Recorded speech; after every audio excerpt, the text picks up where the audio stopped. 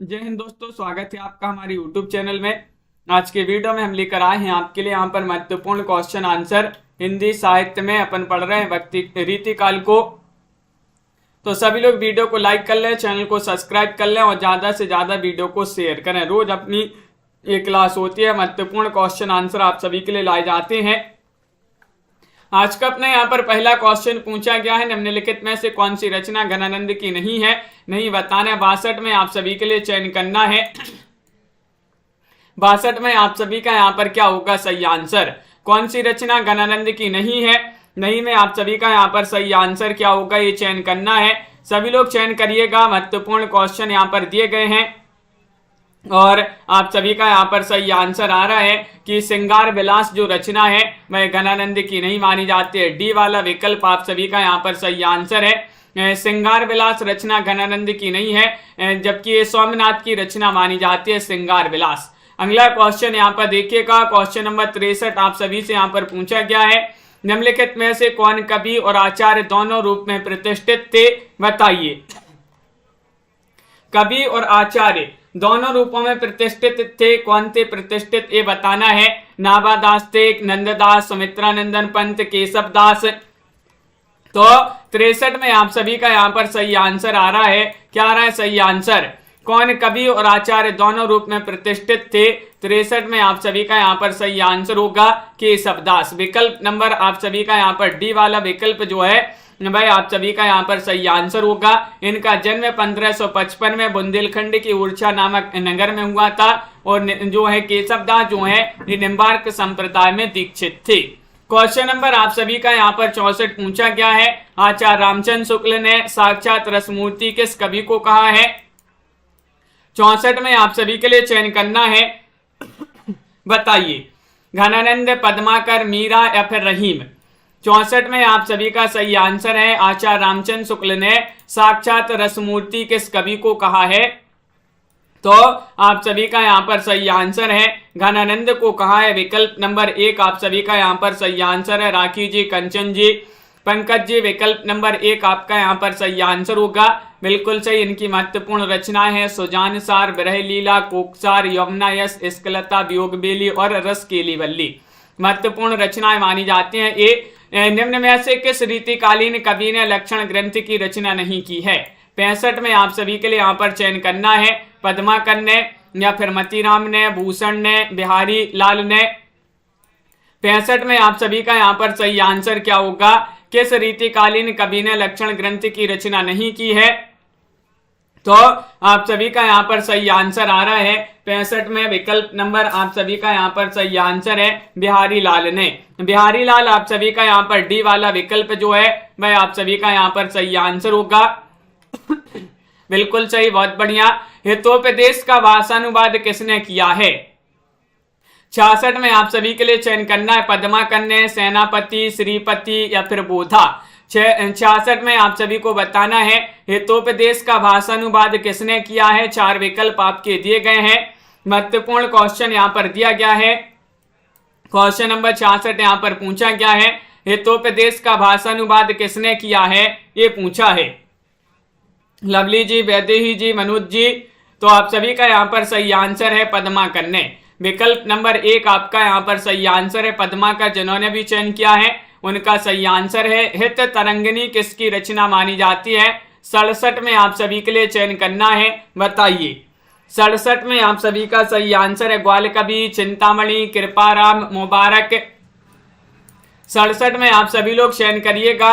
हित तरंगिणी किसकी रचना मानी जाती है, ये बताना है। 4 विकल्प आपके यहाँ पर दिए गए हैं और आप सभी का यहाँ पर सही आंसर होगा कृपाराम की रचना मानी जाती है।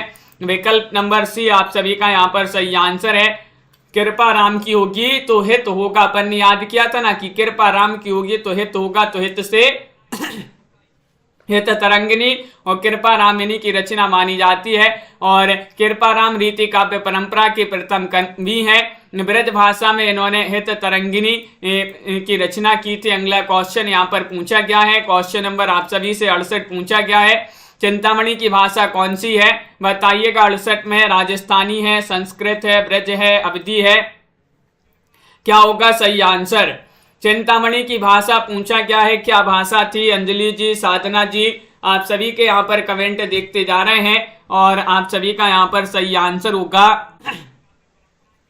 विकल्प नंबर सी वाला विकल्प आपका सही आंसर है। ब्रज आपका यहाँ पर सही आंसर होगा। चिंतामणि रीतिकाल के रीतिबद्ध धारा के कवि हैं। इनकी काव्य भाषा विशुद्ध ब्रज भाषा है।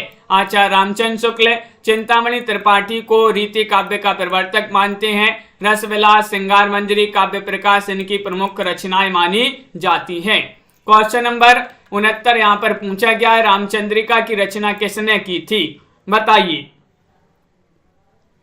रामचंद्रिका की रचना सेनापति ने, मोहनलाल मिश्र ने, सुंदर ने, केशवदास ने, किन्होंने की थी? ये पूछा गया है। मदन जी 79वां क्वेश्चन 69वां क्वेश्चन यहाँ पर दिया गया है और आप सभी का यहाँ पर सही आंसर है। रामचंद्रिका की रचना केशवदास यहाँ पर सही आंसर है। केशवदास की प्रबंध कृति मानी जाती है और केशवदास जी का जन्म अब भी पढ़ा था अपन ने, 1555 में इनका जन्म हुआ था। अगला क्वेश्चन यहाँ पर 70वां क्वेश्चन यहाँ पर पूछा गया है। देखिए, चिंतामणि किस काल के कवि थे? ये पूछा गया है। बताइएगा। भक्ति काल, वीरगाथा काल, रीति काल, आधुनिक काल। 70 में आप सभी का सही आंसर क्या होगा? चिंतामणि किस काल के कवि थे? ये पूछा गया है। सभी लोग चयन करेंगे और प्रिया जी आप सभी का यहाँ पर सही आंसर आ रहा है। ये रीति काल के कवि माने जाते हैं। विकल्प नंबर सी जिन्होंने भी चयन किया है उनका यहाँ पर सही आंसर है। रीति काल आपका सही आंसर होगा। बहुत बढ़िया, बिल्कुल सही। रीतिकालीन कवि माने जाते हैं चिंतामणि। और अगला क्वेश्चन यहाँ पर देखिए, केशव कवि होने के साथ साथ क्या थे? गायक थे या फिर पाखंड विरोधी थे, आचार्य थे, संत थे, क्या थे? ये आप सभी लोग चयन करिएगा। केशव दास कवि होने के साथ साथ क्या थे? ये पूछा गया। 71वां क्वेश्चन यहाँ पर दिया गया है। 71 में आप सभी का सही आंसर है आचार्य थे। विकल्प नंबर आप सभी का यहाँ पर सी वाला जो है वह आप सभी का यहाँ पर सही आंसर होगा। सुंदरिका जी ये अलंकारवादी आचार्य एवं कवि थे। ये निम्बार्क संप्रदाय में दीक्षित थे। डॉक्टर नगेंद्र केशवदास को रीतिकाल का प्रवर्तक मानते हैं। रसिक प्रिया, रामचंद्रिका, कवि प्रिया, विज्ञान गीता इनकी महत्वपूर्ण रचनाएं मानी जाती हैं। केशव ने एक आध्यात्मिक ग्रंथ लिखा है, उसका नाम क्या है? बताइए। क्वेश्चन नंबर आप सभी से यहाँ पर 72 पूछा गया है। केशव दास ने एक आध्यात्मिक ग्रंथ लिखा है, उसका नाम क्या है? ये चयन करना है। 72वां क्वेश्चन यहाँ पर दिया गया है और 72 में आप सभी का यहाँ पर सही आंसर आ रहा है विज्ञान गीता। विकल्प नंबर ये वाला जो है वह आप सभी का यहाँ पर सही आंसर होगा। विज्ञान गीता जिन्होंने भी चयन किया है, यह एक आध्यात्मिक ग्रंथ माना जाता है केशव दास जी का। भावविलास किसकी रचना है? क्वेश्चन नंबर 73 में चयन करना है। बताइए। भावविलास किनकी रचना मानी जाती है? नीता जी, बिहारी देव, पद्माकर या फिर घनानंद? क्वेश्चन महत्वपूर्ण है और आप सभी का यहाँ पर सही आंसर आ रहा है। भावविलास जो रचना है ये मानी जाती है किनकी? तो आप सभी का यहाँ पर सही आंसर है देव कवि की रचना मानी जाती है। बी वाला विकल्प जो है वह आप सभी का यहाँ पर सही आंसर है। भावविलास देव कवि की रचना है। इसमें रस एवं नायक नायिका भेद का वर्णन किया गया है। देव जो है रीतिबद्ध परंपरा के आचार्य और कवि हैं। इनका मूल नाम पूछा जाता है देवदत्त था। और अष्टयाम, राग रत्नाकर, रसविलास, सुजान विनोद, प्रेम तरंग आदि इनकी महत्वपूर्ण रचनाएं मानी जाती हैं देव कवि की। क्वेश्चन नंबर आप सभी से यहाँ पर 74 पूछा है। पंक्ति किस कवि की प्रशस्ति में कही गई है? चाहे के रंग में भीजो हिये, बिछुरे मिले प्रीतम शांति ना मानई। 74 में चयन करना है। देव कवि की पंक्तियां हैं या फिर आलम, घनानंद या फिर पद्माकर? तो आप सभी का यहाँ पर सही आंसर आ रहा है। क्या आ रहा है सही आंसर? बताइए। 74वां क्वेश्चन यहाँ पर पूछा, ये पंक्तियां आपके से पूछी गई है तो आप सभी का यहाँ पर सही आंसर है घनानंद होगा सही आंसर। विकल्प नंबर सी वाला जो है वह यहाँ पर सही आंसर होगा। सी वाला विकल्प आपका सही आंसर है। अनिल जी अगला क्वेश्चन देखिएगा। रसराज ग्रंथ के रचयिता का नाम बता दीजिएगा। 75वां क्वेश्चन यहाँ पर पूछा गया है। पद्माकर जी का ग्रंथ है, मतीराम, चिंतामणि, देवकवि, 75 में आप सभी का यहाँ पर सही आंसर क्या होगा? रसराज ग्रंथ के रचयिता कौन माने जाते हैं, ये चयन करना है। तो 75 में आप सभी का यहाँ पर सही आंसर आ रहा है, क्या आ रहा है सही आंसर? मतीराम। विकल्प नंबर बी वाला आप सभी का यहाँ पर सही आंसर है मतीराम। बहुत सारे लोगों ने, कमला जी बिल्कुल सही आंसर चयन किया है। और साहित्य सार, ललित ललाम, अलंकार पंचाशिका, वृत्त कुमुदी इन्हीं के महत्वपूर्ण ग्रंथ माने जाते हैं। भूषण के काव्य की भाषा क्या थी? भोजपुरी थी, राजस्थानी, अवधी, ब्रजभाषा? दीपमाला जी बताइए।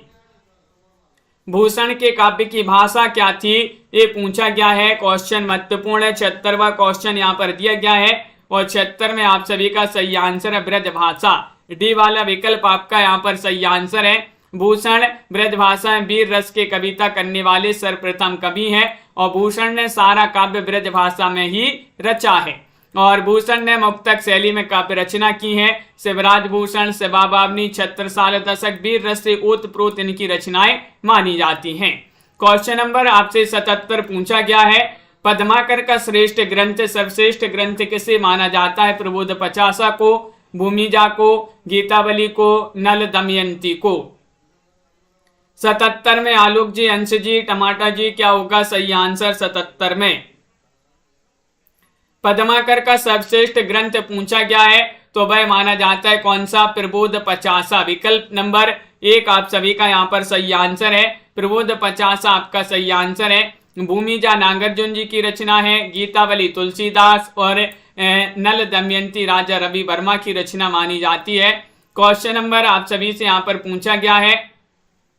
आचार्य रामचंद्र शुक्ल भक्ति काल सगुण धारा फुटकर रचनाएं शीर्षक के अंतर्गत परिगणित किस कवि के लिए कहा है? देखिए, को कवि हृदय, खालिस्तान को कभी हृदय नहीं मिला था, उनमें वह सहृदयता और भावुकता ना थी जो एक कवि में होनी चाहिए। वे संस्कृत साहित्य से सामग्री लेकर अपने साहित्य और रचना कौशल की धाक जमाना चाहते थे। ये बताना है, बताइएगा क्या होगा सही आंसर। तो यहाँ पर आपका सही आंसर है दीपक जी, विकल्प नंबर सी आपका सही आंसर है केशव दास। केशव दास को कभी हृदय नहीं मिला था, ये इस प्रकार जो है एक कथन माना जाता है, आचार्य रामचंद्र शुक्ल जी ने कहा था। अगला क्वेश्चन यहाँ पर देखिएगा, 79वां क्वेश्चन यहाँ पर पूछा गया है। रचना काल के अनुसार निम्नलिखित काव्य कृतियों का सही अनुक्रम बताना है। कौन सा अनुक्रम आपका यहाँ पर सही आंसर होगा, बताइए सरिता सरोज जी। तो रचना काल के अनुसार बताने इन काव्य कृतियों का सही अनुक्रम कौन सा होगा, बताइए।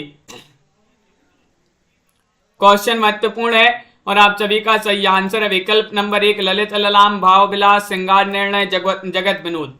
ये वाला विकल्प जो है भाई आप सभी का यहाँ पर सही आंसर होगा। बहुत बढ़िया, बिल्कुल सही आंसर आप लोगों ने यहाँ पर चयन किया है।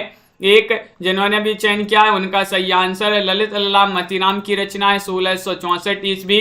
भावविलास जो रचना है 1689 की रचना देवकवि।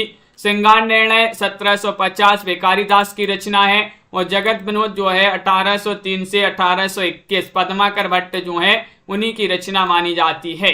अगला क्वेश्चन देखिएगा, क्वेश्चन नंबर 80 आप सभी से पूछा है। नाही करें थोरी मांगे सब देन कहें, किस कवि की पंक्ति है?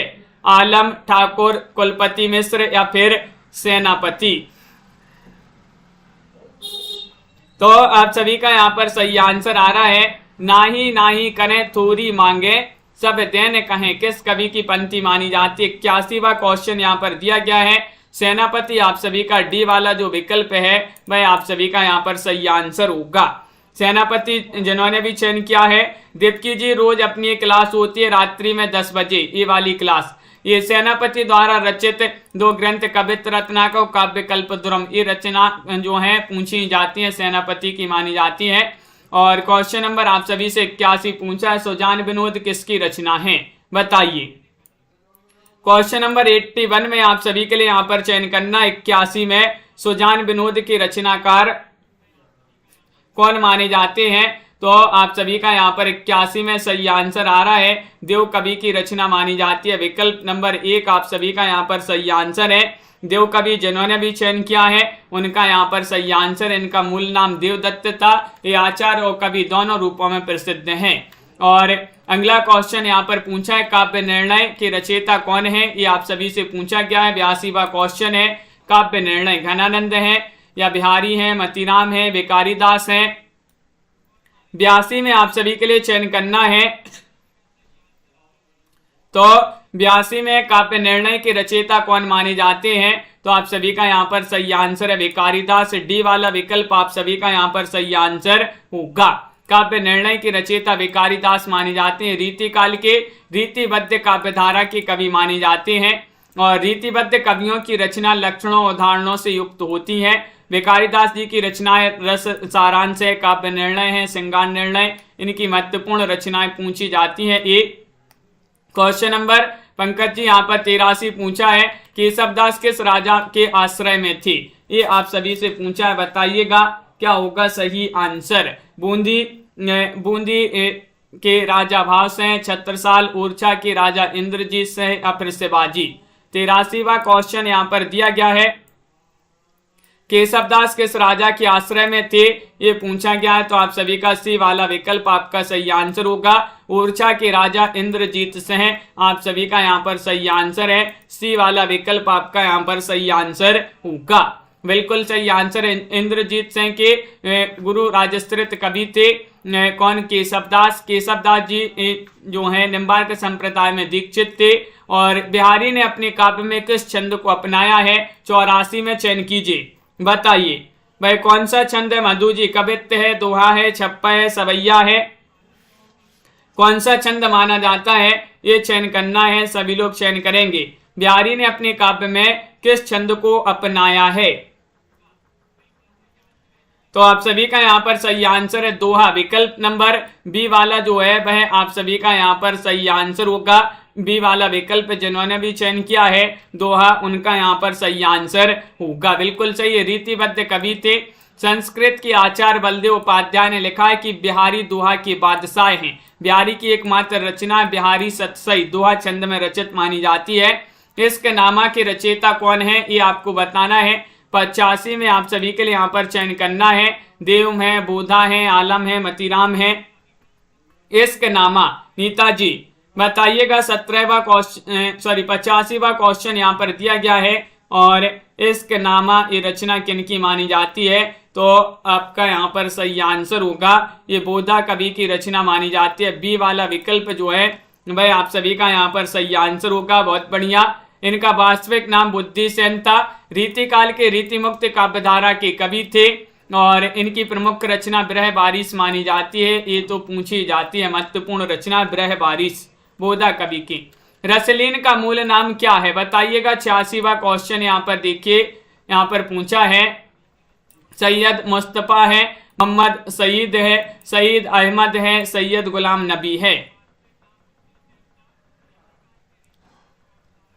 बताइएगा रसलीन का मूल नाम क्या है, ये पूछा गया है आप सभी से। 86 में आप सभी के लिए चयन करना है, तो आप सभी का यहाँ पर सही आंसर क्या होगा।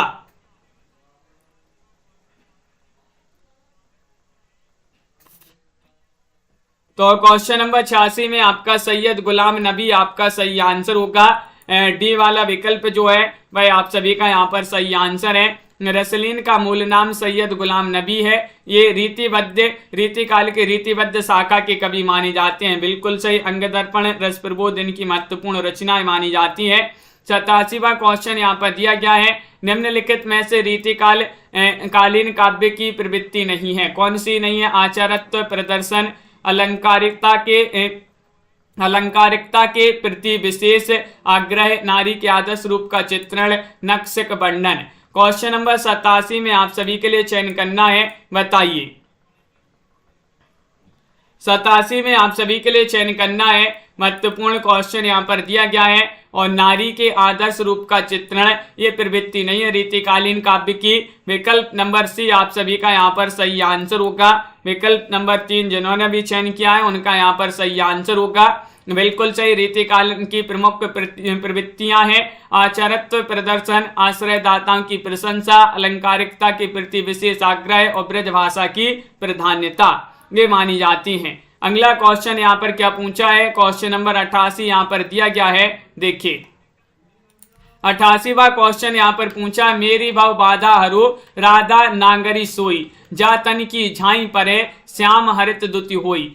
मैं रेखांकित अंश से संकेतित नहीं है, श्याम हरित दुति होई, ये आपके लिए बताना है। यहाँ पर रेखांकित अंश से संकेतित नहीं है, ये पूछा गया है 88 में। तो 88 में आप सभी का यहाँ पर सही आंसर होगा, क्या होगा सही आंसर? बी वाला विकल्प, यानी कि गौरवर्णीय राधा का श्याम वर्णीय होना, विकल्प नंबर बी वाला जो है वह आप सभी का यहाँ पर सही आंसर होगा। प्रस्तुत दोहे में बिहारी जी कहते हैं कि देखिएगा, रेखांकित अंश में गौरवर्णीय राधा का श्याम वर्णीय होना संकेतित नहीं है। बिहारी जी कहते हैं कि वह चतुर राधिका जी मेरे सांसारिक कष्टों को दूर करें, जिनके पीले आभा वाली शरीर की झाई यानी कि प्रतिबिंब पड़ने से श्याम वर्ण के कृष्ण हरित वर्ण की द्युति वाले अर्थात हरे रंग के हो जाते हैं, अर्थात श्री कृष्ण भी फीकी क्रांति वाले हो जाते हैं। कविवर जो बिहारी हैं ये निम्बार्क संप्रदाय में दीक्षित हुए, इनके गुरु का नाम नरहरिदास था, जो कि पूछा ही जाता है। क्वेश्चन नंबर आप सभी से यहाँ पर 89 पूछा गया। देखिएगा कि सनी कज्जल चख झक लगन उपज्यो सुदिन सनीहु, क्यों ना नृपति हैं भोग बह लही सुदेशु सबु देहु। इस दोहे में बिहारी के किस विशिष्ट ज्ञान का परिचय प्राप्त होता है? 89 में बताना है। भूमिका जी, अनंत जी, क्या होगा सही आंसर? 89 में चयन करना है, तो सी वाला आपका सही आंसर है, ज्योतिष विषयक ज्ञान। ज्योतिष विषयक ज्ञान आप सभी का यहाँ पर सही आंसर होगा, बिल्कुल सही। अगला क्वेश्चन यहाँ पर देखिएगा, यहाँ पर क्या पूछा गया है, देखिएगा 90वां क्वेश्चन है। तो पर 12 उर्वशी सुनी राधिके सुजान, तू मोहन की उर्वशी है उर्वशी समान। मैं रत्नाकर जी ने उर्वशी का क्रमशः अर्थ किया है, ये आपके लिए बताना है। 90 में 90 का सही आंसर चयन करिएगा सभी लोग। दीपक जी, नीता जी, क्या होगा सही आंसर?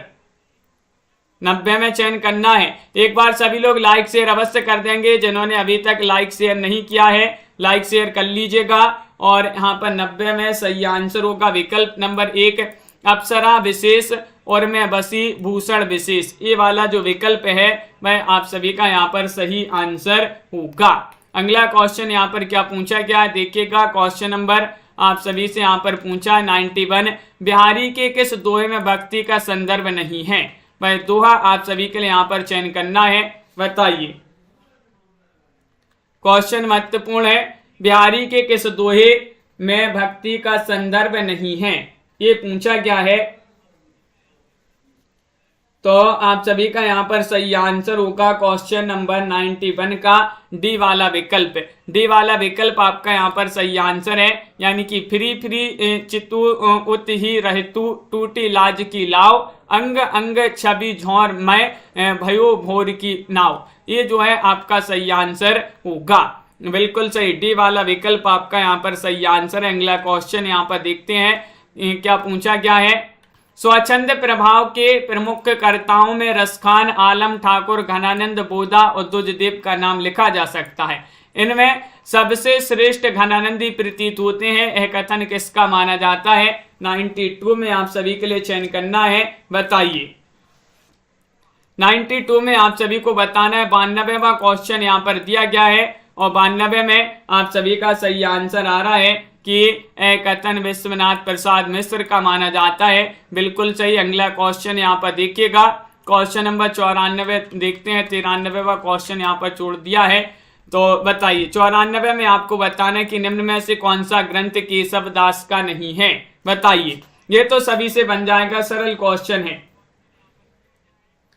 कौन सा ग्रंथ आप सभी से पूछा है जो केशव दास का नहीं है, पूछा है। और हिंदी साहित्य में टॉप 3000 प्रश्न की पीडीएफ जिनके लिए भी चाहिए हो, मात्र 150 में अभी जो है पीडीएफ मिल जाएगी।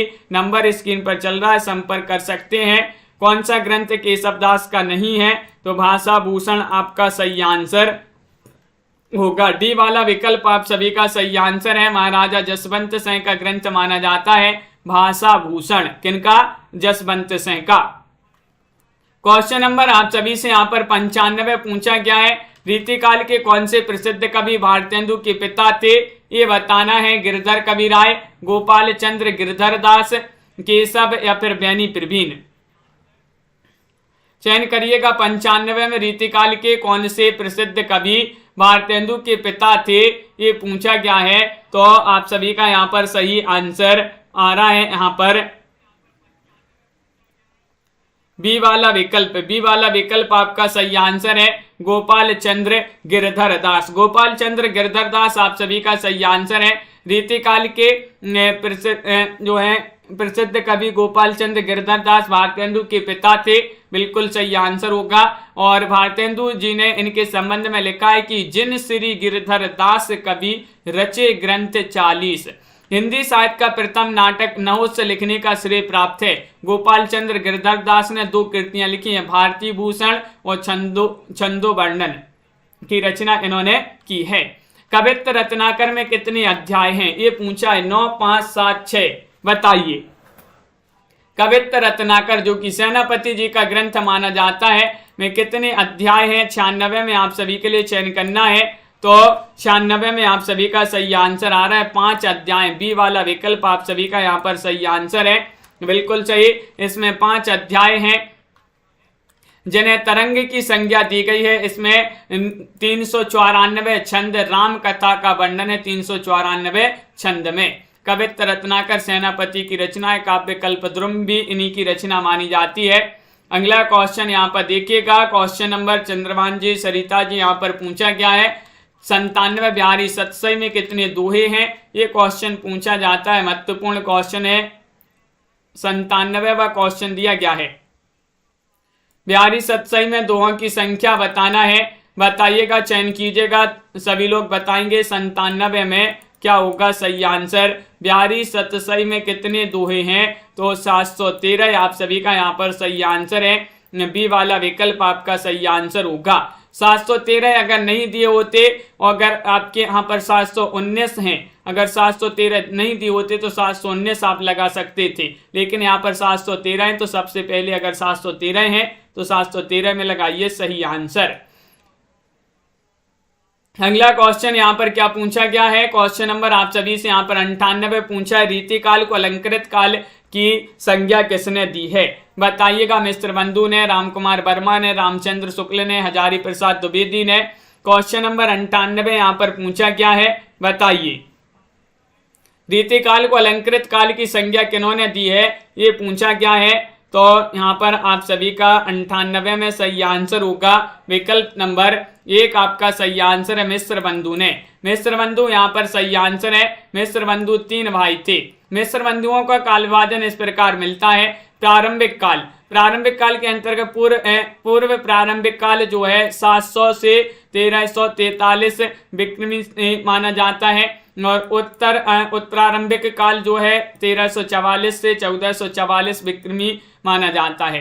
वहीं मध्यकाल की बात करें तो पूर्व मध्यकाल इनका जो है 1445 से 1560 विक्रमी माना जाता है, और पूर्ण मध्यकाल 1561 से 1680 इन्होंने माना है। मिस्र बंधुओं के द्वारा काल विभाजन इस प्रकार किया गया है।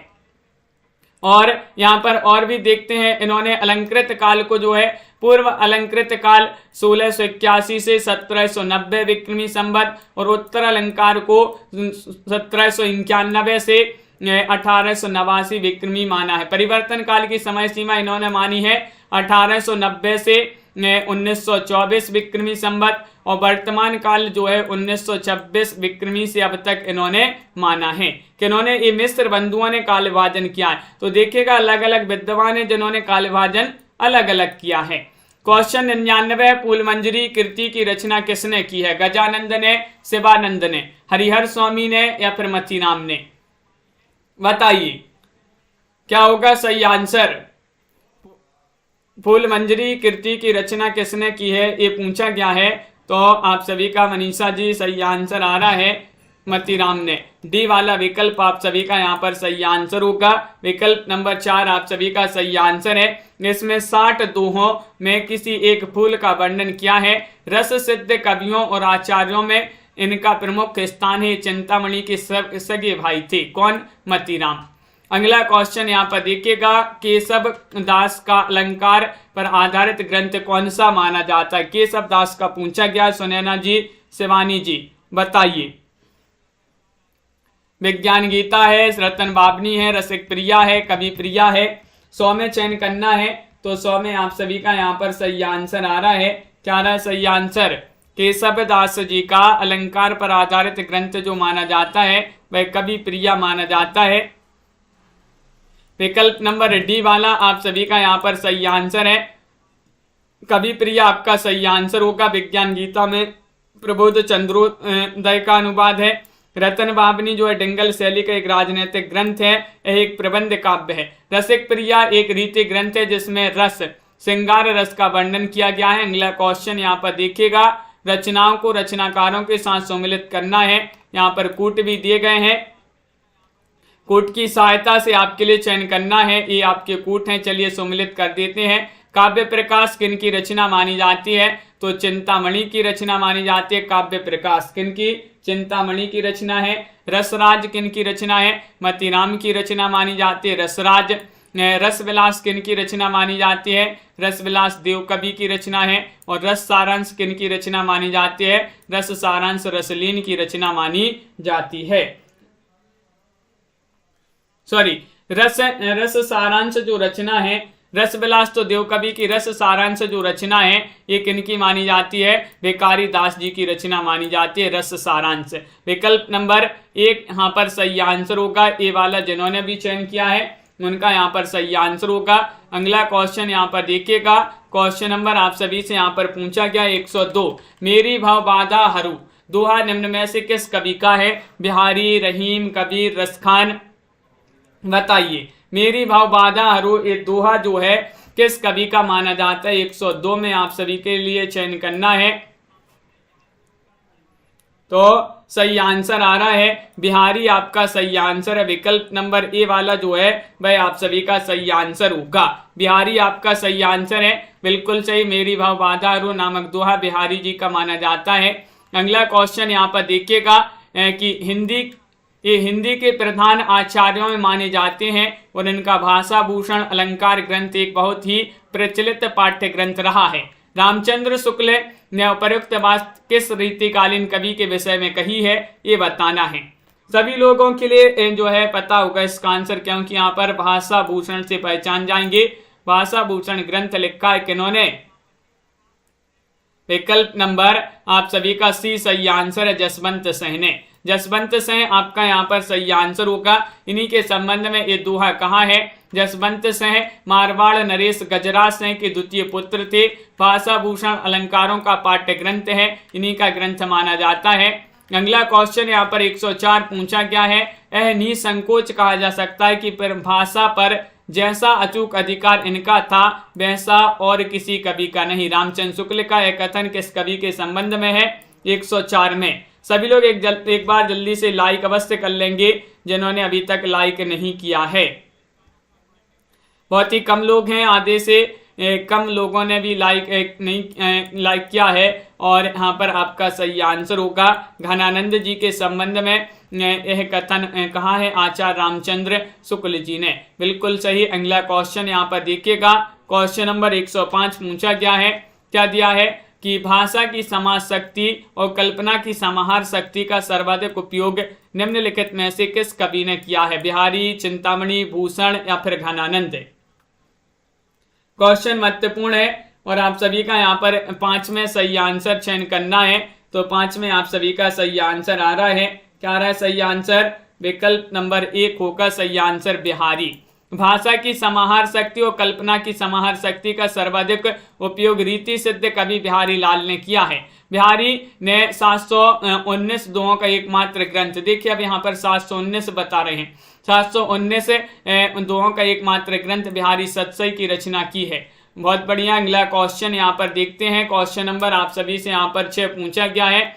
कौन सा जोड़ा सही है? सही जोड़ा आप सभी को बताना है। यहाँ पर मंजू जी बताइएगा क्या होगा सही आंसर? चिंतामणि काव्य प्रकाश या फिर मतीराम रस रहस्य, भूषण अंग दर्पण, रसलीन सेवा बाबनी। 106 में आपको चयन करना है। सही जोड़ा कौन सा माना जाता है? 106 में चयन करना है।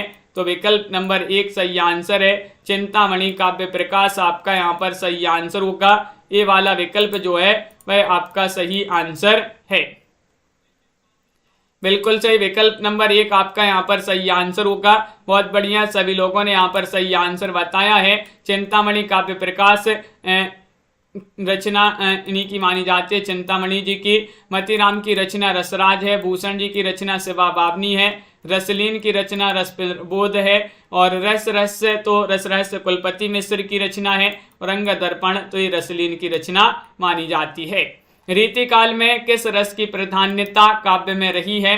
श्रृंगार, भक्ति, शांति या फिर रौद्र? 107 में आप सभी के लिए चयन करना है, बताइए। देवकी जी क्या होगा सही आंसर? रीतिकाल में किस रस की प्राधान्यता रही है? ये आप सभी से 107 में पूछा गया है। और 107 में आपका सही आंसर है श्रृंगार। क्या सही आंसर? विकल्प नंबर 1 आपका सही आंसर होगा। रीतिकाल में श्रृंगार रस की प्राधान्यता काव्य में रही है। आचार्य विश्वनाथ मिश्र ने तो इसी विशेषता को ध्यान में रखते हुए इस काल का नाम श्रृंगार काल रखा है। इस काल में रस एवं उसके विविध अवयवों का निरूपण, नायक नायिका भेद एवं उनका वर्णन होता रहा है। लक्षण ग्रंथों की रचना इस काल में होती रही है। क्वेश्चन नंबर 108 आप सभी से पूछा गया है, कौन सी कृति केशवदास की नहीं है, बताइए। तो केशवदास की रचना अपन ने पढ़ी है रामचंद्रिका, रसिक प्रिया, अनेकार्थ मंजरी या फिर विज्ञान गीता। रेणु जी, मनीषा जी क्या होगा? SN यादव जी सही आंसर। अरुण जी, कौन सी कृति केशवदास की नहीं है पूछा गया है? अनेकार्थ मंजरी सही आंसर लगा देते हैं। विकल्प नंबर C केशवदास की रचना नहीं है। अनेकार्थ मंजरी नंददास की रचना मानी जाती है। रस मंजरी, दशम स्कंद भाषा, श्याम सगाई, गोवर्धन लीला, सुदामा चरित, विरह मंजरी, रूप मंजरी, रुक्मणी मंगल, रास पंचाध्यायी, भंवर गीत, सिद्धांत पंचाध्यायी, ये सभी रचना जो हैं नंददास जी की रचनाएं मानी जाती हैं। यहाँ पर पूछा है केशवदास को किस वर्ग में रखना समीचीन है, बताइएगा। रीतिबद्ध, रीति मुक्त, रीति सिद्ध या फिर स्वच्छंदतावादी कवि? सीमा जी क्या होगा सही आंसर? पायल कुमारी जी, केशवदास जो हैं इनको किस वर्ग में रखना समीचीन है? तो 9 में आप सभी का सही आंसर होगा। इनको रीतिबद्ध आपका सही आंसर होगा। विकल्प नंबर ए वाला जो है वह आपका सही आंसर होगा। ए वाला सही आंसर लगा देते हैं दिए गए विकल्पों के अनुसार। केशवदास को रीतिबद्ध वर्ग में रखना समीचीन है। डॉक्टर नगेंद्र ने रचनाकार व्यक्तित्व की समृद्धि की दृष्टि से केशवदास को रीतिकाल का प्रवर्तक माना है। आचार्य विश्वनाथ प्रसाद मिश्र ने हिंदी साहित्य का अतीत में रीतिकाल को श्रृंगार काल की संज्ञा से अभिहित किया है और केशवदास को रीतिबद्ध कवियों की श्रेणी में शीर्ष पर रखा है। अगला क्वेश्चन यहाँ पर देखिएगा, शिवा बावनी के रचयिता कौन है? जसवंत सिंह है, केशव है, भूषण है, पद्माकर है। क्वेश्चन पूछा गया यूपी TGT में। शिवा बावनी, इतना सरल क्वेश्चन पूछा गया है। 110वां क्वेश्चन यहाँ पर दिया गया है और 110 में आप सभी का सही आंसर आ रहा है। ये रचना मानी जाती है किनकी?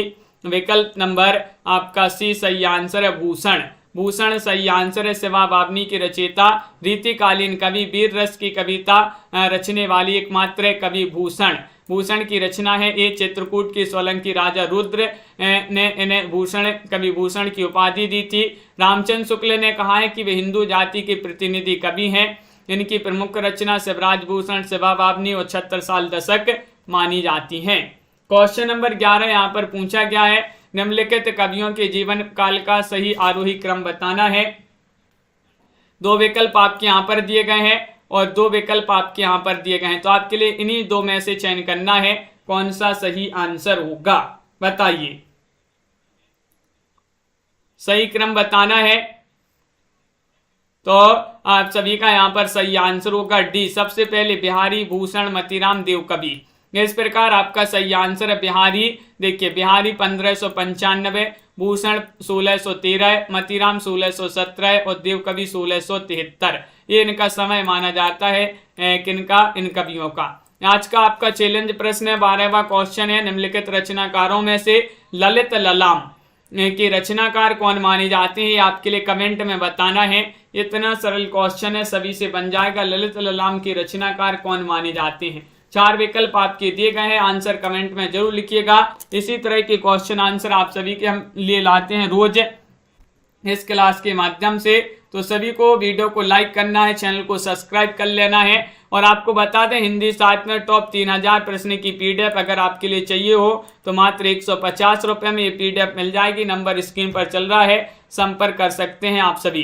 तो आज के वीडियो में बस इतना ही। अर्चना जी, नीता जी, मदन जी, मनीषा जी, लवली ठाकुर जी, संजू जी, टमाटर जी, अरविंद जी, बिंदु जी, भावना जी, दीपकी जी, आस्था जी, मंजू जी, वंदना जी, चंद्रभानी जी, कल्पना जी, अंजलि जी, कंचन जी, रेणु जी, निशा जी, प्रमोद जी, शिवानी जी, मधु जी, नीलम जी, सिमी जी, मनीषा जी, नीता जी, अनंत जी, सीमा जी और आस्था जी, संजू जी, पायल रानी जी, लवली ठाकुर जी, बहुत बढ़िया।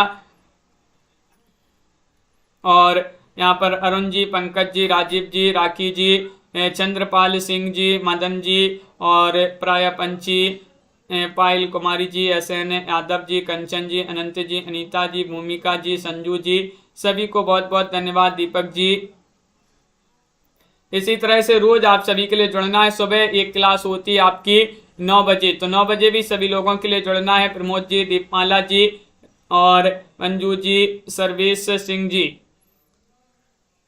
पायल कुमारी जी। आज की वीडियो में बस इतना ही। मधु जी लाइक शेयर अवश्य कर लेंगे। साधना जी बहुत बहुत धन्यवाद। वंदना जी, सभी के लिए बहुत बहुत धन्यवाद। जय हिंद।